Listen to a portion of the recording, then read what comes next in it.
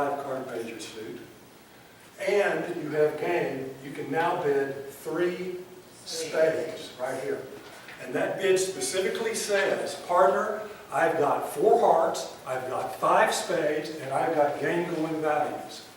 So, if you're the opener, what do you think you should do? This is a forcing bid, by the way. 3 spades is a forcing bid. If you have 3 spades in your hand, you go to game, otherwise you go to spades, otherwise you go to...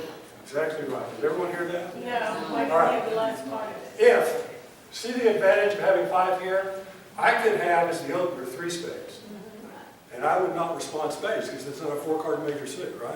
But when you tell me you have 5, and I have 3, we have 8. That's the golden fit. So, if you're the opener, and your partner gives you a forcing bid, in this instance 3 spades, you're obligated to take it either to 3 no trump or 4 spades. If you have 3 spades in your hand, you take it to 4 spades. If you have 2, you have to have 2, you can't open 1 no trump. You take it to 3 no trump. Okay? Does everyone Now, see that? what if you took one of those spades and moved it down to the heart? And did what? Take one of the spades and have 5 hearts, 4 spades.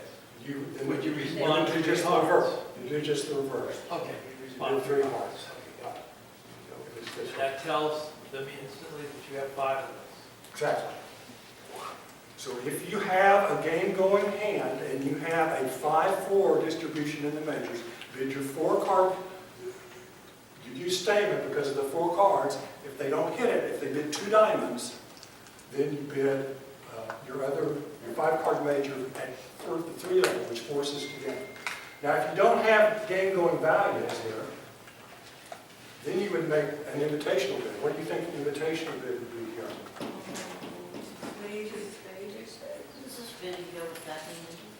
Yeah, it's the same situation. You have 5 spades and 4 hearts. And your partner is denied having either hearts or spades. Right? It's the responder. This is the responder's hand. Is that the responder saying that one? See, So the bidding is gone, 1 no trump, pass. You bid 2 clubs with this hand. Pass. Your partner bids 2 diamonds. The opener bid 2 diamonds, saying, partner, I don't have a 4-card major. But you have 5 spades. So you can show him the 5 spades and an invitational hand by bidding 2 spades. Okay? In this instance, Game is for an invitational is. right.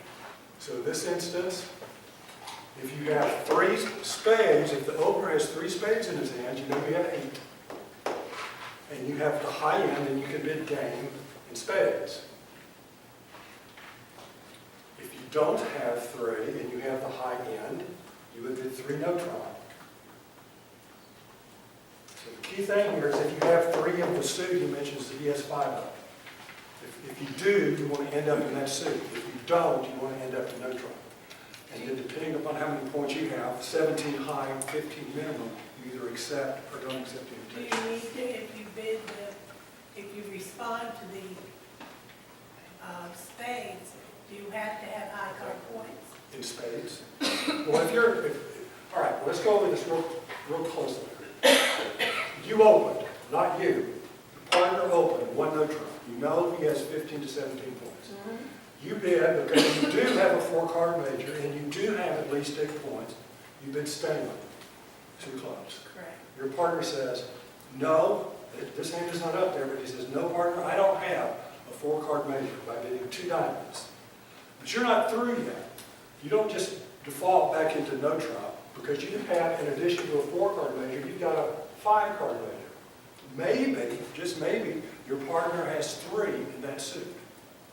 If he does, then you have your 8-card golden fit. And the way you tell him you have 5 is by bidding that suit either at the 3 level, which forces him to game, or at the 2 level, which is not forcing him to game. So he has to decide. In the first example, he's either going to decide on 3 no trump or the suit. That's his only 2 choices. He's got to go to game. In the third instance, he has more choices. He's either in game or not, and he's either in no trump or the suit. Okay? And if you only have 2 of the suit your partner bid 5 of, you're in no trouble. If you have 3, you want to be in that suit. This doesn't come up that often, but it's a good tool to have. So is the difference between the 3 spades and the 2 spades the points that you have in your hand? Yes. This hand is a game going hand. You've got 11 points here. So you have to have 10 or more in You have that to one. have 10 or more, Either and- one or the other. And because okay, so you have 11 points there, and here you only have 8. Right, okay. So this is an invitational hand, this is a game hand. So once again, you know you should be in game. You know it, all right? You either should be in 3 no trump or possibly 4 spades. So you make a forcing bid, not an invitational bid, a forcing bid. Bidding 3 of your 5 card suit. So on these 2 spades, that's invitational? The 2 bid is invitational. Can your partner pass it then? The partner can pass it if he has a minimum and only 2 spades. If he has the minimum and 3 spades, he would do 3 spades. If he has the maximum and 2 spades, he would do 3 no trump.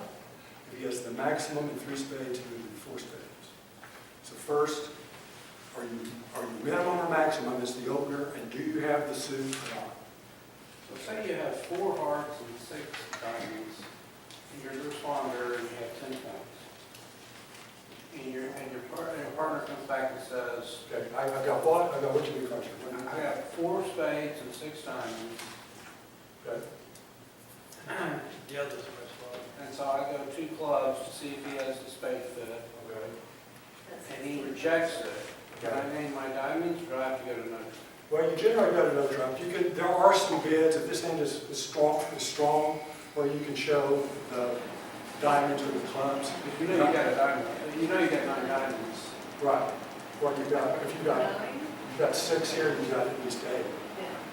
I don't want to go there because it sort of gets in a different area away from stayman, but yes, if you have a real unbalanced hand, with a 6 or 7 card club or diamond suit and some good point count, then there are some bids where you can show that. But I don't want to go there because it's just going to be money in the water.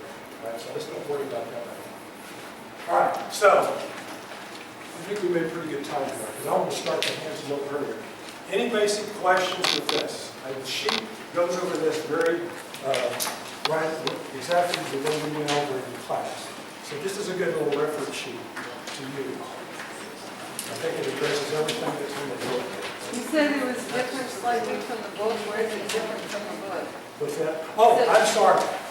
This does differ from the book. The book is chapter 9. In the book, let me see where it is. I'll point you to it. On page 316 in the book, they talk about having a 5-card major suit and invitational hand. Do not use stayman in that instance. We're going to use transfers. We'll talk about it tomorrow. And all of the stuff from page 316 on to the end of the chapter, bidding with interference, you don't need to worry too much about that because there's all kinds of different ways to handle interference. You can learn that and use it if you want to, but practically everybody that plays has their own method of how they handle interference. Okay? So just nail down the basic concept of the stayman and what to respond. The basic thing is the invitational hands. Learn how to respond to the invitational hands. With non-invitational hands, the responder is just going to take you there. Sorry. All right, let's take a break and then we'll come back and talk. Yes. I just didn't hear what you said.